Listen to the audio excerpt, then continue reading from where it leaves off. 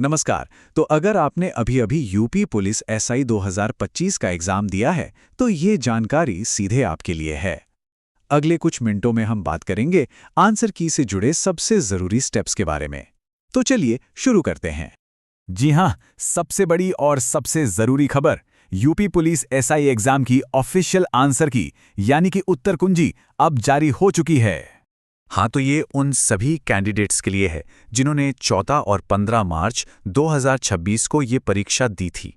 तो ठीक है, अब आते हैं सबसे जरूरी बात पर, और वो है टाइमलाइन। इन तारीखों को बहुत ध्यान से देखिएगा, क्योंकि सच बताऊं तो वक्त बहुत ही कम है।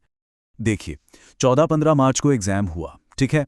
फिर 23 मार्च को आंसर की आ गए, लेकिन सबसे जरूरी तारीख है 26 मार्च। ध्यान से सुनिए, यही वो आखिरी तारीख है जब आप अपने जवाब चेक कर सकते हैं, और अगर कोई गड़बड़ लगे तो उस पर ऑब्जेक्शन मतलब आपत्ति उठा सकते हैं।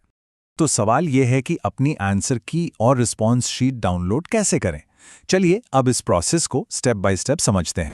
एक बात गांठ बांध लीजिए, ये सारी जानकारी आपको सिर्फ और सिर्फ ऑफिशियल वेबसाइट upprb.gov.in पर ही मिलेगी। किसी और वेबसाइट पर बिल्कुल भी भरोसा मत कीजिएगा, बस यही एक सही जगह है।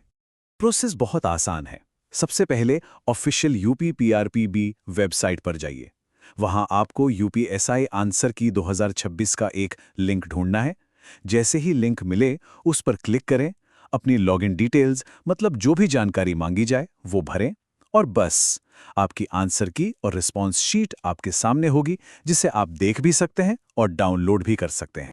तो ठीक है, आपने अपनी आंसर की डाउनलोड कर ली, अपनी रिस्पॉन्स शीट से मिला भी ली, पर मान लीजिए आपको लगता है कि अरे, ये जवाब तो गलत दिया हुआ है, तब क्या?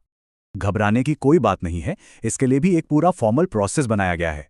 अगर आपको ऑफिशियल आंसर की में कोई भी गलती लगती है तो आप उस पर अपनी आपत्ति दर्ज करा सकते हैं। इस सुविधा का नाम है आपत्ति सुविधा, या जिसे हम ऑब्जेक्शन फैसिलिटी भी कहते हैं।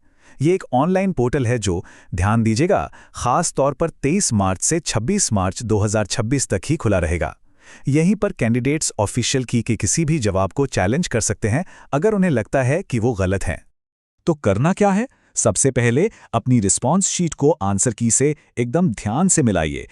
एक एक सवाल, जिन सवालों पर भी शक हो उन्हें अलग से मार्क कर लीजिए। फिर पोर्टल पर जो भी इंस्ट्रक्शंस दिए गए हैं उन्हें फॉलो करते हुए अपनी आपत्ति सबमिट कर दीजिए। और हाँ, एक बार फिर याद दिला दूं, डेडलाइन 26 मार्च 2026 ही है। सिर्फ 4 दिन, जी हाँ, बस 4 दिन है आपके पास आपत्ति उठाने के लिए। इससे आप समझ सकते हैं कि ये कितना जरूरी है कि आप फौरन एक्शन लें। इस काम में तो एक पल की भी देरी मत कीजिएगा। चलिए एक बार फिर से इस सबसे जरूरी बात को दोहरा लेते हैं। आंसर की देखने और उस पर ऑब्जेक्शन उठाने की जो विंडो है वो सिर्फ 23 मार्च से 26 मार्च 2026 तक ही खुली है। इस मौके को हाथ से बिल्कुल भी जाने मत दीजिएगा।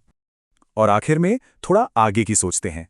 एक बार आपने अपना स्कोर चेक कर लिया, जो भी आपत्तियां थी वो दर्ज करा दी, तो फिर अगला कदम क्या होगा? सोच कर रखिए, क्योंकि सिलेक्शन प्रोसेस के अगले पड़ाव जैसे कि फिजिकल टेस्ट और डॉक्यूमेंट वेरिफिकेशन आपका इंतजार कर रहे हैं। उनकी तैयारी भी शुरू करनी है। लेकिन हाँ, सबसे पहले इस डेडलाइन का काम निपटाना सबसे जरूरी है।